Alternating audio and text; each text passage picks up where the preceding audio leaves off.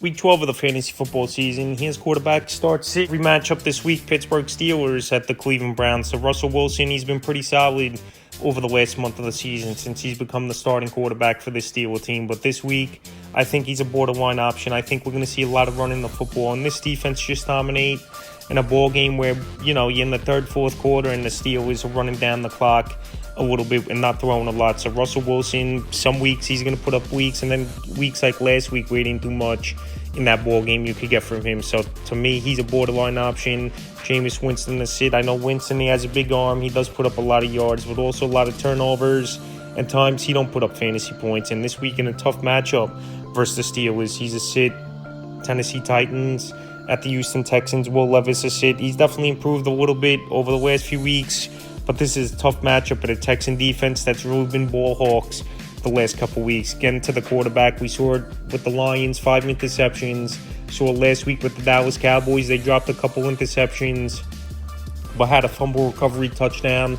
And they got to Cooper Rush a few times as well. So this week, Will Levis, no confidence he could go out there, put up numbers, and he really hasn't all season long. He's a sit. CJ Stroud a start. Now to get Nico Collins back in the starting lineup, it opens up everything for this Texan team and for CJ Stroud. So I know last week he didn't throw any touchdown with Stroud, but obviously he got the passing yards, and that's what he's going to do. Every week he's going to get that 250, 300-yard range now. With Nico Collins back in the offense, it's just about putting touchdowns on the board for Stroud to really get up there in fantasy points. But this week, definitely a start. Minnesota Vikings at the Chicago Bears. Sam Darnold, the borderline option. I know last 3 out of 4 weeks he's played good football, but this week I think it's a tough matchup at the Chicago Bears, where their defense is pretty solid unit, no doubt about it. So Sam Darnold, we know he's got great weapons. Obviously Justin Jefferson, Aaron Jones out of the backfield, TJ Hawkinson, Jordan Addison. If he plays in this game, he's banged up. But I just don't see Darnold really going out there and putting up a great performance. I think somewhere in that 13, 17-point range he could get his Sam Darnold, but he's a borderline option. Caleb Williams to sit. I know last week the running yards were up there for Caleb Williams, but he's still holding on to the football way too long, still taking big hits. I know the offensive line isn't all that great, but he's not in sync pretty much as Caleb Williams as well with any of his targets on the offense. Him and Keenan Allen haven't hit really all season. DJ Moore, his numbers have been underwhelming the last month of the season, and Rome Odunze hasn't shown much in his rookie season. So all those players not doing much for this Bear team, and this is a very tough matchup versus one of the best defenses in the league. He's a sit. Dallas Cowboys at the Commanders. Cooper Rush, he's filled in now for Dak Prescott the last few weeks, and it hasn't looked pretty, obviously. And this week going to the defense that obviously has improved this season, and now versus former defensive coordinator Dan Quinn, who's obviously the head coach of the Commanders. They're going to know the ins and outs of this Cowboy offense. And Cooper Rush, he's not going to be productive at all. He's a sit. Jaden Daniels, he's a start each and every week. I know the numbers are taking a little bit of a hit over the last few weeks here with Daniels, and we know he's not 100% with the rib injury, but this week in an easy matchup versus a Cowboy defense that can't stop anyone, he's a start.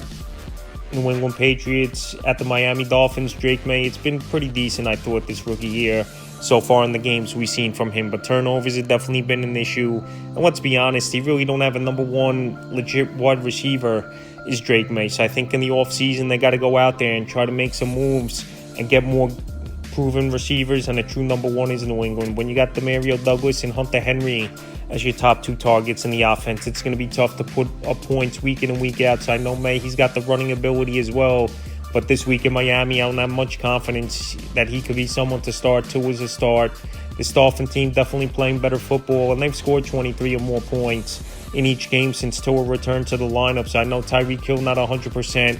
We know Jalen Waddle hasn't done much, but Jonnu Smith, Devon Achane have helped as well in the passing game big time. And this week, Tua is a start. Kansas City Chiefs at the Carolina Panthers. Patrick Mahomes, he's locked in as a start. I know the numbers haven't been all that great this season for Mahomes. A lot of injuries. Obviously, Rashee Rice, Hollywood Brown, Isaiah Pacheco, even though Pacheco finally returning this week in this ball game. But Mahomes versus a bad defense, and after coming off a loss, he usually goes out there and puts up a big performance. So this week, I wouldn't be surprised if Mahomes goes out there and has a big ball game. Bryce Young is it. He's definitely made some good strides over the last few starts. Here is Bryce Young, where they actually won 2 games in a row as Carolina, beating New Orleans and beating the Giants. But this week here versus one of the best defenses in the league I don't see Bryce Young really going out there and doing much or being a fantasy option, so he's an easy sit. Tampa Bay Buccaneers at the New York Giants. Baker Mayfield, he's a lock as a start each and every week, and that gets reinforcement back in Mike Evans, one of the better wide receivers in the league, coming back. So this week in a great matchup at a Giants secondary that can't stop anyone, and Mike Evans back. I think Baker Mayfield goes out there. We know he's a gunslinger. We know he likes throwing that football all over the yard, and this week in New York, he puts up some points. Tommy DeVito, he's the starter now once again, and for the remainder of the season, most likely, for this New York Giant team. And we saw DeVito last season go out there and he had a couple decent games, but this week in his first start, trying to get this offense down with a lot of new players on it, like Malik Neighbors, obviously, Theo Johnson, Tyrone Tracy. It might take some time for DeVito, so even in a decent matchup, he's not a quarterback I recommend. He's a sit. Detroit Lions at the Indianapolis Colts. Jared Goff, he's a locked-in start each and every week. I know he's had a couple games where it was the running games that put up numbers, and obviously the Texan game a few weeks ago where he threw 5 picks, and then there was a game last week, obviously, where he went for 412 and 4 touchdowns. Just a quarterback in the best offense, in my opinion, in pro football, where you just put him out there in the starting lineup. I know he's not going to get you rushing yards. I know some games, obviously, the passing yards are low if it's blowouts, where they get off to quick starts where the running game takes over. But Jared Goff, most weeks he's putting up at least 20 fantasy points. And this week at the Indianapolis Colts, a defense that can't stop anyone, he's a start on the fast track. Anthony Richardson a sit. I know Richardson last week, he had a big game and one of the best games of his NFL career. Comeback victory with the game-winning drive at the New York Jets. But this line defense, one of the best units in the league. And like I say a lot, if the Lions get off to a 10, 14-point lead, this is where the defense makes an offense one-dimensional and start teeing off. So Richardson's a sit. Denver Broncos at the Vegas Raiders. Bo Nix, he's locked in right now. He's been moving up the rankings weekly as Bo Nix. And last week he went out there and he had a big performance, over 300 yards, 4 touchdowns. He's spreading the football out, and he just has a lot of confidence back there in the pocket as Bo Nix, especially after 2 tough losses at Baltimore and the Kansas City Chiefs. I think it helped Bo Nix even get better. I know it's only 2 games, but like I said, he's more confident back there in the pocket. We know he can run the football if he's in trouble as Bo Nix. And even with limited weapons, he's putting up numbers this season. So he's a start in a great matchup at a Vegas team that can't stop anyone. Gardner Minshew, a sit. I know Minshew last week actually had some decent numbers, even though some of it was garbage time versus the Dolphins. He's already announced the starter for this week. But this is a very tough matchup versus one of the best defenses in the league. So this week, he's an easy sit.